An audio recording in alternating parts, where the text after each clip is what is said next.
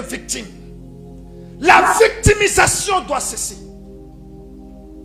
La facilitation ou la facilité doit arrêter. Parce que quand tu te victimises, tu es en train de prôner que Dieu est faible. Quand tu deviens victime de la vie, tu es en train de dire que Dieu n'est pas assez fort. Tu es en train de jeter un discrédit sur la puissance de Dieu. Il faut arrêter de se victimiser face à Goliath. Parce que David s'est présenté et Dieu s'est présenté. David s'est présenté et Dieu s'est réveillé. Nous devons cesser de croire que juste parce que c'est la terre promise, il n'y aura pas de Goliath. Juste parce que c'est pour vous, il n'y aura pas de combat. Non, c'était leur terre promise, c'était leur pays, c'était leur destinée. Mais Goliath s'y trouvait. Et il faut l'affronter. Les problèmes sont plus importants que la bénédiction. Quand tu veux grandir avec Dieu, les problèmes deviennent plus importants que la bénédiction.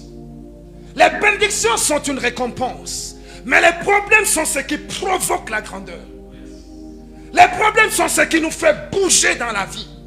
Donc quand on veut aller loin avec le Seigneur, on ne fuit pas les problèmes.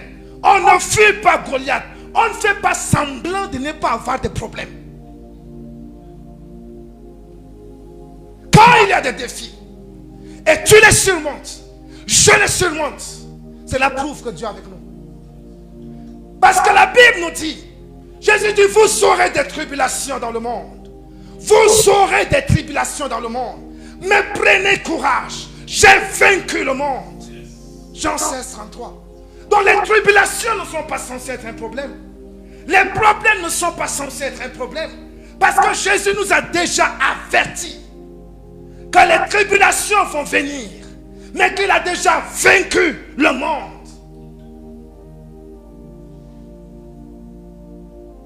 Le jour où vous n'avez plus d'adversité, posez-vous juste une question si vous êtes encore avec Dieu.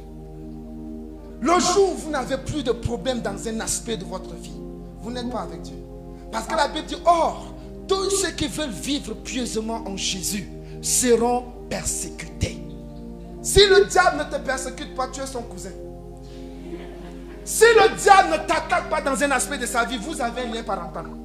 Mais quand tu es en Christ, quand tu vis la vie chrétienne authentique, quand tu marches avec Dieu, il y a un domaine de ta vie où il doit y avoir un combat, avec lequel tu luttes, avec lequel tu te bats, avec lequel tu veux percer et provoquer le succès.